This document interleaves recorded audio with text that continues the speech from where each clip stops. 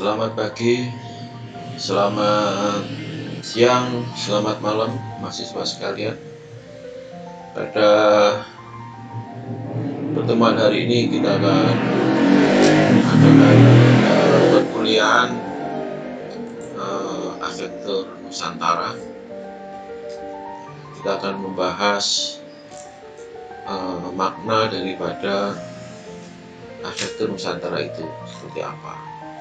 Nah, untuk itu kita akan membahas segala sesuatu yang terkait dengan makna arsitektur Nusantara, yaitu tentang apa itu vernakuler dan apa itu tradisional.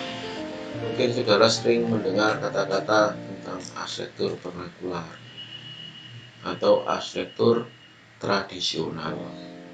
Nah, kali ini kita akan coba membahas apa itu makna vernakuler dan apa itu tradisional, dan bagaimana dengan arsitektur Nusantara kita. Baik, kita coba bahas makna dari apa itu arsitektur vernakuler ya. Yaitu arsitektur yang terbentuk dari proses yang berangsur lama dan berulang-ulang sesuai dengan perilaku, kebiasaan dan kebudayaan di tempat tersebut. Jadi ini menyebutkan suatu prosesnya berlangsung lama, terbentuknya lama, jadi sesuai dengan perilaku masyarakatnya, kebiasaan masyarakatnya dan budaya masyarakatnya. Vernakuler berasal dari bahasa Latin yaitu vernaculus, yang berarti lokal, domestik, asli, pribumi. Pembentukan arsitektur berangsur-angsur dengan sangat lama sehingga sikap bentuknya akan mengakar ya. Sehingga sikap bentuknya mengakar menjadi ciri khas sebuah tempat, sebuah lokal. Nah, itu arsitektur vernakuler. Jadi prosesnya lama berdasarkan perilaku, kebiasaan pada tempat tertentu ya, terus sifatnya domestik, asli, pribumi. Vernakuler itu maknanya seperti itu. Latar belakang di Indonesia yang amat luas dan memiliki banyak pulau menyebabkan perbedaan budaya yang cukup banyak ya, karena beda budayanya banyak. Dan arsitektur merupakan salah satu parameter kebudayaan yang ada di Indonesia. Sering disebut arsitektur adalah salah satu produk budaya kita. Salah satu. Jadi ciri khas. Karena kebiasaan berarsitektur terkait dengan sistem sosial, keluarga, sampai ritual keagamaan. Terkait ya, di arsitektur di Indonesia, arsitektur lokal kita sangat terkait dengan ritual keagamaan, keluarga dan kelompoknya. Jadi di sini ini yang disebut dengan arsitektur vernakuler. Di Indonesia banyak sekali tentunya kalau Anda dasar definisinya seperti ini tentang vernakuler. Di masing-masing daerah itu muncul bermacam-macam bentukan arsitektur yang dimunculkan dari perilaku kebiasaan masyarakat setempat. Nah, itu tentang arsitektur vernakuler. Terus bagaimana selanjutnya dalam arsitektur vernakuler itu? Menurut Oliver 1997, di dalam arsitektur vernakuler terdapat saling pengaruh antara unsur alam dan budaya masyarakat. Jadi alam sangat mempengaruhi dari arsitektur tersebut. Dalam pembentukan arsitektur terdapat beberapa unsur yang dapat dijadikan pendekatan antara lain. Ya, kita coba melihat karya ini, vernakuler ini. Iklim juga mempengaruhi dari unsur alam juga tentang bagaimana bentuknya arsitektur vernakuler. Terus lokasi ya, di pantai, padang pasir, hutan, datar rendah, lembab dan sebagainya akan mempengaruhi dari bentuknya arsitektur vernakuler. Terus bencana alam yang kerap melanda seperti di lokasi kita di Indonesia, di Nusantara kita itu gempanya bukan main banyaknya. Jadi ini sangat mempengaruhi bentuk arsitekturnya. Terus populasi penduduk, kalau padat itu seperti apa desain dan sebagainya, akan mempengaruhi bentuk struktur dan tempat bermukim. Seperti apa tempatnya, berlembabkah atau keringkah, atau itu akan mempengaruhi dari bentuk arsitektur ya, seperti ini biasanya di daerah Tandus ini ya, koloninya pusat aktivitasnya di pusat ini, di sini tempat ini bisa dijabarkan seperti itu ya. Sekali lagi, arsitektur vernakuler itu bukan di Indonesia saja, di mana-mana banyak. Cirinya seperti apa? Arsitektur vernakuler memiliki beberapa ciri khas, antara lain adalah apa? Coba kita menggunakan bahan lokal, ya tentu bahan setempat, memanfaatkan potensi setempat. Bahannya yang ada di tempat apa? Kalau di contoh gambar yang tadi tidak ada kayu, bahannya pakai tanah. Kalau di arsitektur vernakuler kita banyak kayu di sini. Yang kedua, menggunakan pengetahuan lokal, ya, knowledge lokal, local knowledge. Ya, jadi pengetahuan yang dimiliki oleh masyarakat setempat itu dibangun, ya, pengetahuan itu dibangun. Nanti kita ngomong di tradisi, nanti akan kita bahas bagaimana membangun pengetahuan lokal. Yang ketiga, menggunakan teknik yang sederhana menurut kacamata kita. Sekali lagi, kita melihat primitif mungkin alatnya, padahal itu menurut era ketika bangun itu bukan main, itu teknologinya menurut itu ya, kacamatanya kita ngomong sangat sederhana karena kita era sekarang ngomongnya sederhana. Merupakan produk masyarakat lokal, bikinan masyarakat lokal, berkaitan dengan budaya selalu, ya. Jadi arsitektur karena produk sebuah budaya akan terkait, ya. Terus ini contohnya, contoh beberapa arsitektur vernakuler ini di Afrika, menggunakan bahan lokal setempat. Ini di Eropa vernakulernya ya seperti ini. Anda jangan menganggap ini sudah modern, ada mobilnya. Ya enggak, dulunya enggak ada mobil. Sekarang ya, ambil foto ya sekarang. Bentuk vernakuler Eropa itu seperti gini nih. Ya. Nah, kalau vernakuler Afrika seperti ini, lokalnya setempat. Nah, jadi berbeda, budayanya berbeda, sehingga bentuk tampilannya berbeda. Terus ini juga demikian di Eropa juga, bagaimana bentuk vernakulernya. Demikian juga yang ini di Jepang, vernakulernya ya ini. Ini sudah era sekarang ya. Mungkin. Nah, kalau ini di kita di Indonesia, vernakuler kita seperti ya. Jadi kita lihat ragam budaya akan mempengaruhi bentuk dari arsitekturnya, ya, dari bentuk vernakuler. Baik, itu kita coba lihat definisi yang lain, yaitu arsitektur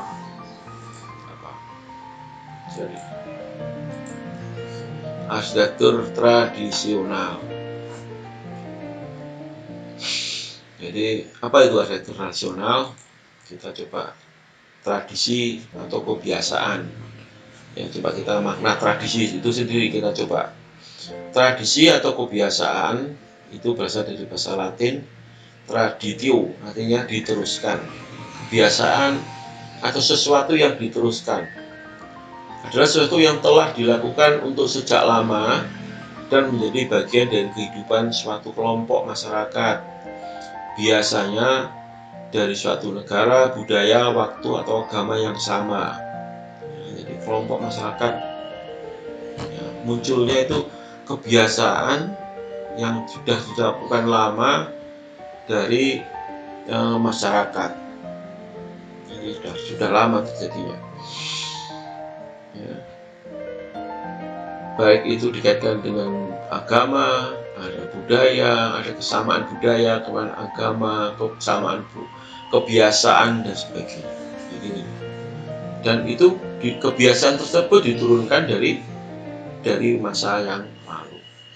Hal yang paling mendasar dari tradisi adalah adanya informasi yang diteruskan dari generasi ke generasi, baik tertulis maupun seringkali dengan lisan. Tertulis dan lisan, ini saya bold ya, penting kalimat ini. Ada yang bersifat tertulis dan ada yang bersifat lisan. Lisan itu diomongkan melalui cerita, melalui dongeng, melalui oleh sesepuh ke generasi bawahnya diceritakan bagaimana caranya, bagaimana di lisan. Nah, ini kemungkinan bergeser sangat mungkin ini karena tidak tertulis. Karena tanpa adanya teks, suatu tradisi dapat bisa punah ya. Karena yang cerita berubah ya, sasarannya bisa berubah bentuk tradisi tersebut. Tapi kalau tertulis bisa tidak berubah. Ya, ini beberapa tradisi ya, diceritakan bagaimana cara memuja sesuatu yang lebih di atas kita dengan cara seperti ini. Mungkin dengan memberi persembahan ya, tradisi mulut ya, mulutan di mana di Jogja, Sekaten. Terus ini ada lagi ya, ini budaya mungkin bersih desa, itu budaya dan harus dibikin juga ya, karena bersamaan dengan lisan ya, ada tokoh masyarakat mau bikin juga bisa ya. Sekarang banyak tradisi yang muncul bersih desa di macam-macam desa dengan model cara yang bisa macam-macam ya, itu namanya tradisi yang diciptakan, padahal tradisi itu diwariskan dari nenek moyang tapi sayang ya, tradisi yang diberikan itu berupa lisan, kata-kata belum tertulis ya. Ada tradisi kerja bakti, ini kerja tradisi juga, gotong royong itu tradisi dilakukan dengan kebiasaan. Tapi kalau sekarang masyarakat perkotaan sudah jarang melakukan seperti ini ya, karena tempatnya juga nggak ada dan sebagainya, hilang, punah. Gotong royong itu nggak berada di desa-desa ya. Tradisi larung karena biar panennya biar ikannya banyak, dilakukan sedekah larung dan seperti ini. Ini tradisi bisa diciptakan atau bisa di masa lalu dan sekarang pun bisa dibikin ya istilahnya.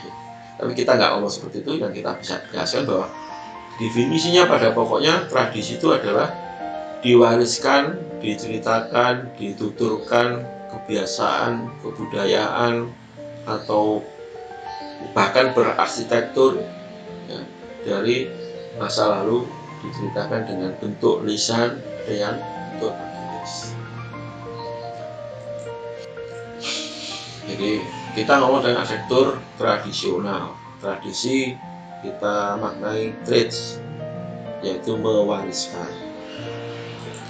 Tradisi adalah suatu proses penyerahan atau pewarisan sesuatu dari satu generasi ke generasi berikutnya. Ya, tadi memberikan informasi yang kemarin, yang tadi ya. Kalau ini menyerahkan sesuatu, memberikan sesuatu, mewaris itu sesuatu diberikan pada orang lain, dari orang A berikan ke itu namanya mewariskan. Pewaris bentuknya dalam dua hal, yaitu tadi sudah dua hal, yaitu berupa metode, masih berupa metode, yang satu berupa diwariskan berupa metode, caranya diceritakan, masih terus hidup dan menyesuaikan diri adaptif terhadap perubahan zaman. Bentuknya berupa informasi, disampaikan metode, caranya. Misalkan metode bikin rumah, metode melahirkan anak, metode ada di situ. bentuknya berupa informasi, ya, berupa pitutur maupun naskah. Nah, pitutur itu omongan, nyanyi, tembang-tembang kalau di Jawa, kalau di lain daerah saya kurang tahu. Dan berupa naskah, berupa buku. Ada ini kita lihat. Terus ini contohnya. Jadi yang berupa naskah ini contohnya kalau Serat Centini, ini buku pitutur tentang hidup di Jawa sama Serat Centini. Bisa juga berupa mungkin ini juga petunjuk primbon kehidupan. Bisa juga mungkin pakai Hasta Gosari. Ini Bali, bagaimana membuat, menyusun ruang dan sebagainya kehidupan. Naskah dan tentu dilengkapi dengan pitutur gitu, nggak bisa baca. Ya, bentuknya berupa lontar bisa juga, peninggalan nenek moyang kita. Jadi naskahnya seperti ini. Di sini banyak yang disebut metode buku tentang bagaimana cara berkehidupan disampaikan dengan bentuk buku ini, yang informasi tentu dalam bentuk yang lain. Ini cara makna dari pewarisan yang pertama. Yang kedua, yang diwariskan adalah produknya, produk dari yang ada, ya, sebagai benda antik, warisan budaya yang layak dilestarikan, bisa pindah ke pemilikan, bisa mobilitas. Diwariskan seperti saya punya HP, saya wariskan ke anak saya, ya. Benda, produk berubah sebuah benda. Itu seperti ini, benda, produknya ini warisan budaya, warisan arsitektur nenek moyang kita, berupa objeknya langsung ada di lapangan banyak. Ini rumah panjang di kampung ini ada, ini objeknya ada.